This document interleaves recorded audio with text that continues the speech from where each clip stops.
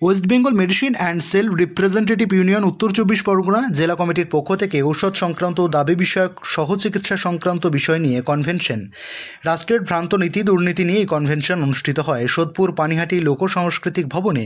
এই কনভেনশনে চিকিৎসা সংক্রান্ত এবং পশুর সংক্রান্ত দাবি নিয়ে কনভেনশন করার পাশাপাশি আগামী লোকসভা নির্বাচনে বাম এবং ধর্মনিরপেক্ষ শক্তিকে জয়ী করার আহ্বান এবং কর্মীদের কাছে সদস্যদের কাছে রাখা হয়। এই কনভেনশনে সভাপতিত্ব করেন সন্দীপ মালাকার। এছাড়া উপস্থিত ছিলেন সংগঠনের জেলা কমিটির সম্পাদক অনল চক্রবর্তী, ব্যারাকপুর মহকুমার 2টি লোকসভা কেন্দ্র দমদম লোকসভা কেন্দ্র এবং ব্যারাকপুর লোকসভা কেন্দ্রের 2 প্রার্থী সুজন চক্রবর্তী এবং দেবদূত ঘোষ।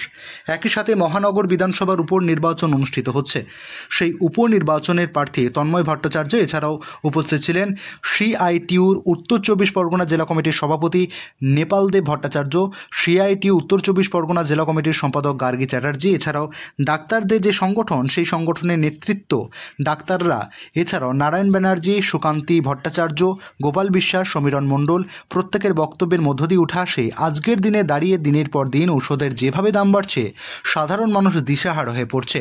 প্রচুর শিল্পকে বাঁচানোর পাশাপাশি চিকিৎসকদের উপরে যেভাবে চাপ সৃষ্টি করা হচ্ছে এবং মেডিসিন কোম্পানিগুলো যেভাবে তাদের রিপ্রেজেন্টেটিভদের উপর চাপ সৃষ্টি করছে, তার বিরুদ্ধে আজকের এই বক্তব্যের মধ্যে দিয়ে উঠে আসে।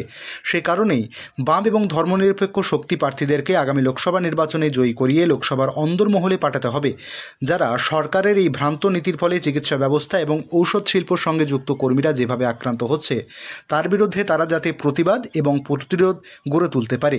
সে কারণে বামপন্থী প্রার্থীদেরকে জয়ী করার আহ্বান এই কনভেনশন থেকে উঠে আসে। সব খবর সবার আগে মানুষের সাথে, মানুষের পাশে। সৈয়দ আবু জাফরের রিপোর্ট, MBS নিউজ। দুজন সম্পর্কে বলে চলেছেন, একজন এখনো জেলে আছেন, একজন কদিন আগে জেল থেকে বেরিয়েছেন। উনি কত খারাপ, কবে বাদ দেওয়া উচিত ছিল, উনি কত খারাপ এই বলে চলেছেন এবং এটা আমাদের গোগ্রাসের মানুষ দিচ্ছে। ফলে রাজনীতির ন্যারেটিভসটাকে চেঞ্জ করে দেওয়ার যখন চেষ্টা হচ্ছে, তখন মানুষের কাছে কোশ্চেনটা হচ্ছে রুচি এবং রুচির লড়াই। সেটা আমাদের সমাজের জন্য জরুরি, আমাদের কাছে গুরুত্বপূর্ণ। যা চলছে তা নয়, দল বদলের গল্প চলছে পশ্চিমবাংলায়। শিলভদ্র দত্ত আমি প্রথম ভাবলে গেছিলাম তৃণমূলের ক্যান্ডিডেট সৌগত রায় জানি, আমার শিলভদ্র দত্ত কেন, তারপরে বুঝলাম যে আমারই ত্রুটি। উনি যে তৃণমূলের MLA ছিলেন, আমি ওই জায়গাতে দাঁড়িয়ে আছি। উনি যে বিজেপির প্রার্থী হয়ে যাওয়ার জন্য তৈরি হয়ে গেছে, এটা আমার নলেজের মধ্যে ছিল না। আমারই ত্রুটি, কিছু করার নেই। আমাদের কাছে লড়াই হচ্ছে দিন বদলের লড়াই। তাহলে দিন বদলের লড়াই অথবা রুটির লড়াই, এবং সেই কারণে আমাদের যে চলতে হবে অ্যাজ এ হোল বামপন্থী এই শক্তি। আমি তার অংশীদার, তার বাইরে কিছু। তাহলে বামপন্থী আন্দোলন, বামপন্থী শক্তি, এবং সেই কারণে আমাদের নির্বাচন মানে যেভাবেই দেখুন না কেন, as force or as individual, কাস্তাদের পাশে আমাদের দাঁড়াতে হবে। বামপন্থী ভেবেই বলুন, কাস্তাদের ভেবেই বলুন, সুজন চক্রবর্তী ভেবেই বলুন, যাকে যেভাবে যেমন করে ইনফ্লুয়েন্স করা যায়। ডাক্তারবাবুরা ইনফ্লুয়েন্স করতে পারেন, কিন্তু আপনারা যারা আছেন আপনারা সুপার ইনফ্লুয়েন্সার, কারণ আপনারা ডাক্তারবাবুদের মারফত পর্যন্ত একটা সেকেন্ডারি লেভেল অফ ইনফ্লুয়েন্স করার দিকে যেতে পারেন।